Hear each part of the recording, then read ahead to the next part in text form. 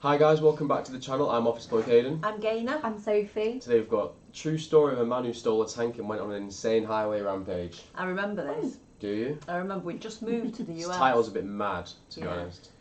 We just moved to the US and I can't remember how long I'd been there. It wasn't long, and then I just remember seeing on the news. Where was it? In California? San Diego. San Diego. Mm-hmm. If it's the same one, it was San Diego. I hope there's not multiple of these. And I just remember seeing on the news this lunatic driving all over in this tank. That's pretty I crazy. got myself involved. Yeah. Alright, you ready to take a look at it? Yep. The M60 Patton tank, over 55 tons of armor-reinforced American firepower, meant to go head-to-head with Soviet tanks in a winner-take-all battle for Europe. Yet years after the end of the Cold War, a Patton tank would wage a different type of battle, as a deranged man takes an American tank on a rampage through San Diego, reminiscent of something out of Grand Theft Auto. It's 6:30 p.m. on May 17, 1995, and former U.S. Army tank driver Sean Nelson drives his Chevrolet to the California Army National Guard Armory on Mesa College Boulevard, directly outside a neighborhood of San Diego. The tanks of the California National Guard are kept in a constant state of readiness, prepared to deploy on a moment's notice to any battlefield across the Pacific, or to meet any invader of the U.S. homeland attempting to land on the California coast. Nelson knows the M60 well, having driven one for 2 years during his military service from 1978 to 1980. Stationed in Germany, Nelson was part of the American Advance Forces meant to go toe-to-toe with the Warsaw Pact and hold the line until reinforcements from the homeland could arrive in Europe. The Patton was a well-suited tank to the task, weighing in at 57 tons when combat loaded, with armor up to 10 inches thick in places. If there was any tank that could enter and survive the slugfest that would have been World War III in Europe, it was the Patton. By the time that Nelson snuck into that California National Guard armory, though, the M60's glory days were long over, having been replaced by the much more advanced M1 Abrams. All existing M60s were slowly phased out and scrapped, sold to foreign countries, or handed down to the National Guard units of various states. Thankfully for all, no M1 Abrams was available on that fateful day, or this tank rampage may have been truly unstoppable. Due to crews working late, the gate to the motor pool holding several M60s was left wide open. And yet, no one was around as Nelson parked his car and then jogged over to the waiting tanks. Trying one, then a second, Nelson was unable to start the vehicles, but then he got lucky on the third one, and the 55-ton Patton roared to life. Normally, the tank requires a crew of 4 to operate, and thankfully the ammunition for either the main gun or the machine guns on the tank was not loaded and kept in a separate locked building. As a one-man crew, though, Nelson could still drive the vehicle, and he'd need no guns to cause untold devastation across an unsuspecting San Diego. By now, though, a National Guardsman had noticed Nelson, and wisely decides that instead of trying to stop him alone, he'd call the police. The operator on the other end is incredulous. Who would have ever thought that a man would steal a tank from the National Guard? This was, after all, the time before Grand Theft Auto. With police notified, though, cruisers were immediately dispatched in Nelson's direction. Moving at 30 miles an hour, the tank heads into the San Diego suburbs, a giant rumbling machine upsetting the peace and quiet of sleepy neighborhoods. The astonished civilians are incredulous as the massive tank ramps up to the parked vehicle and crushes the automobile flat without losing an ounce of acceleration. The tank keeps going, ramping up on a whole row of parked cars, pancaking every single one of them and leaving nothing but flattened glass and steel in its wake. By now, the San Diego County Sheriff's Department, the California Highway Patrol, and military police are all pursuing Nelson in his tank, but all of them have one question in mind. How in the world do we stop a vehicle designed to operate on a nuclear battlefield? While law enforcement digs for an answer, they also begin looking into Nelson's past in an attempt to find a way to stop the rampaging madman. Even during his 2 years of service with the Army in 1978 to 1980, Nelson faced multiple disciplinary problems, though none of which prevented him from being honorably discharged at the completion of his 2-year service contract. Shortly after returning to the U.S., Nelson started a plumbing business and became quite successful, settling down with his girlfriend, Susie Hellman. Eventually, the two were married, and all seemed well for the happy couple, but dark times were ahead. In 1988, Nelson's mother died, and 4 years later, his father would die as well. At around the time of his mother's death, the grieving Nelson began to experiment with drugs and alcohol, settling on methamphetamine as his drug of choice. The normally helpful and happy Nelson began a slow, dark descent into drug addiction and depression, his life falling apart before his eyes. In 1990, Nelson was involved in a motorcycle accident that left him with serious back and neck injuries. By now, Nelson's drug addiction was severely affecting his behavior, and he attempted to walk out of the hospital, claiming he was not being properly treated. He went on to file a malpractice suit that was thrown out of court, though Nelson was forced to repay the over $6,000 bill his hospital stay had cost him. In pain, Nelson's abuse of alcohol and methamphetamine only grew worse, and his wife finally divorced him. With his business floundering due to his erratic behavior, the final nail in the coffin for his professional life as a plumber came when his van and all his tools were stolen. Then, shortly after, his new girlfriend left him due to his drug use. Nelson's methamphetamine abuse began to spiral even more out of control, and his friends were shocked to discover that he had dug a 17-foot shaft in his backyard. Nelson claimed that he was digging for gold, and even filed a claim with the county office stating his intention to mine the bedrock. Nothing ever came out of that hole except for dirt. By now, the bank was... I often wonder what women are attracted to men like that. If you meet somebody and you know they're taking drugs and you know they're addicted, why do you stay with them? But, like... We like a bit of a bad boy. Not that bad. No, but she was with him before he did all that. Yeah, but And then his second girlfriend left him as well. Okay. Maybe I think some people are really good at hiding it, aren't they? It's like these women and men that write to prisoners. Like what good's going to come of that? Some It's like the people whole just Ted Bundy thing, yeah. isn't it? For them, it's like an Have infatuation, and they put him on like a pedestal. Yeah. And you seen recently about how like 18 police, what do you call them? Like a police officer that's in a prison. prison Guards. Oh, prison guard, prison guard. 18 women prison guards got fired because they were all having affairs with the men. inmates. Yeah. Is that in America or over here? Here, I think. Over here, yeah. What? Yeah, Yeah. it's crazy. Yeah, things that happen. Well, let's see what happens. beginning foreclosure hearings on his home, and Nelson's behavior was spiraling more and more out of control. Watching the footage from the Oklahoma City bombings on TV one day, he remarked to his friend, "Oklahoma was good stuff." This would prove to be an ominous warning of the things to come. But nobody took Sean Nelson's off-the-cuff comment seriously.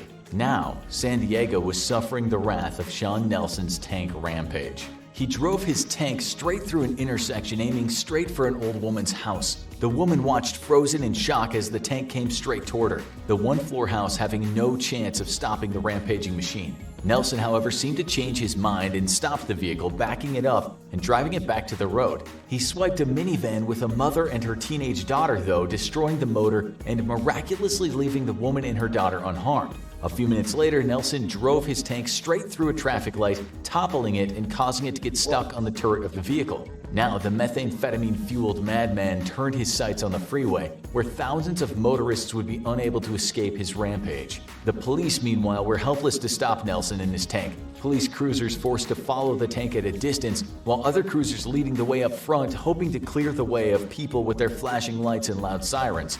Dumbstruck bystanders watched the mighty war machine rumble by, thinking perhaps a movie was being filmed, until the tank would obliterate parked vehicles in its path. There was no movie, it was real life. And though nobody had been hurt or killed yet, if that tank got on the freeway, the casualties could be immense, especially if caught up with rush hour traffic trapped in a standstill. The tank climbed onto an on-ramp, the police cruiser still on its tail. Luckily, the freeway was relatively free of traffic along this stretch of San Diego, but closer to downtown was rush hour traffic, practically caught in a standstill. If Nelson reached them, drivers would be trapped in their vehicles as the giant tank simply rolled straight over them and crushed them to death. Vehicles managed to easily avoid the tank, moving at only 30 miles an hour, and Nelson was growing frustrated. He had no plan or agenda, merely to cause as much mayhem as possible before the tank's fuel ran out. But here on the freeway, he couldn't catch up to the flow of traffic quickly enough, and then decided on a plan. Nelson would smash through the concrete divider on the freeway to continue his rampage on the other side, where the speeding vehicles would be coming straight at him. With a lurch, the 55-ton tank rumbled toward the concrete divider, smashing it to pieces as its front collided with the rebar-reinforced concrete. The divider was designed to withstand the force of a tractor-trailer going 60 miles per hour, but it shattered on contact with the steel war machine. Incredibly, though, the shattered concrete managed to wedge the tank's treads in an awkward position, momentarily stopping the lumbering behemoth. Unable to gain traction, the tank struggled to continue its movement, and Nelson began jerking it back and forth trying to free it. If he got free, nothing the police could do would be able to stop the tank from threatening oncoming traffic. With drivers completely unaware of what was ahead of them, they would be running straight at the steel war machine at 50 or 60 miles an hour, only to be immediately flattened and crushed to death. A call had already been placed with a local Marine Reserve unit for a Cobra attack helicopter, but it would take time for the chopper, which was kept in storage and not ready for operations, to be fueled, prepped for flight, and armed with an air-launched tank killer missile. With the tank stuck, 4 police officers knew that if they were going to save countless lives, they needed to act now. 4 police officers rushed out of their own vehicles and bravely climbed atop the bucking and heaving war machine. One slip or one jerk of the big machine would see them hurled from the tank and crushed to death. Still, the officers continued their climb, and luckily for all involved, one of them, Marine Corps Reservist Gunnery Sergeant Paul Patton, was a fellow tanker and knew how to open the vehicle's hatch. Aiming his weapon down into the tank, Patton ordered Nelson to shut off the machine and climb out, but Nelson ignored them and continued to gun the engine. The tank was nearly free. There was little time to act, so Patton fired once, hitting Nelson in the shoulder from a downward trajectory. The bullet pierced into Nelson's chest cavity and caused massive bleeding, but the tank... I was going to say, you don't have an option there, you just have to shoot. Yeah. And shoot to Something kill. like that, yeah. You can't just keep hesitating and like No. just standing there, No, not knowing what to do. Like, The amount of it's destruction he's going to cause. Yeah. better off him being dead than everyone else. Yeah, Do you know what I mean? yeah. It's the right thing to do to shoot him Yeah. once so he doesn't die, but you That's can't the do thing. anything at the same time. Yeah, like maybe you tried And to then- hit him so he'd be injured Yeah. to stop him, but Yeah. without killing him. was at last silent. The 4 officers immediately pulled Nelson out of the tank and began first aid. Luckily, an ambulance had been following the Rampage closely, ready to respond to any wounded by Nelson's erratic tank driving. Within minutes, Nelson was placed in an ambulance and rushed to a nearby hospital where life-saving surgery was attempted. Ultimately, Nelson would die of his injury, and while the police were criticized for not using other means to subdue Nelson, most people agreed that there was no realistic option for stopping Nelson's rampage that wouldn't have further endangered lives. If he had managed to get the tank unstuck, Nelson could have wreaked havoc in oncoming traffic, killing who knows how many people. In the years since his death, Nelson was glorified as a folk hero of sorts, taking out his frustration at a broken system on the society that let him down. However, Nelson's own brother and former wife both have said that Nelson was not a hero with an agenda. He was simply an out-of-control drug addict and nothing more. Now, watch our video on another deranged madman, Killdozer, or click this other video instead. Bloody hell. Yeah. Imagine just seeing that, like just Coming being in your towards car, you. yeah, Oh. and you're just driving and you just see a tank trying to get to the side of the road. Oh, You just have to, Jesus. like, for me, I'd rather stop my car and take my chances just, like, running across the Crossing, traffic yeah. just to get out of the Yeah. way. Do you know what I Yeah. mean? But you would be able to get past him though, really, in your car. Yeah, you would be speedy as well, but when you Mm. see a When it's tank coming coming- towards you, Yeah. Just You get can't into really the go next anywhere, lane, can you? yeah. bang, signal on, right lane. Got it all figured out. Yeah. I kind of want to see like some more footage of like the actual The actual recording of I was it. Yeah. thinking that because Yeah. when it was showing it, obviously on here it's different when it's a cat, like, you know, like a cartoon, what do you call Yeah. it? But when it was like the real footage, it's shocking, isn't it?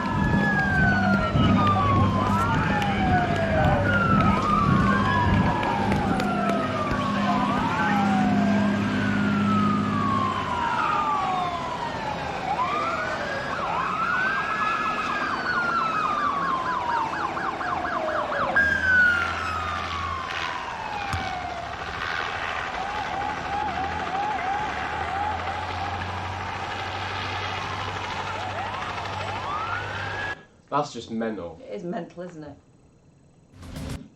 And for the police, they couldn't do anything, could No. they? You see Like, everyone just trying to look at the back of their cars, I know. Yeah. looking what's happening. Like, what is going on? That's like, if I ever saw that in real life, I would probably be like what you said earlier in the other video, like, oh, they're filming a movie. Yeah. Yeah, You what- wouldn't yeah. expect to see it. Yeah. Yeah. No.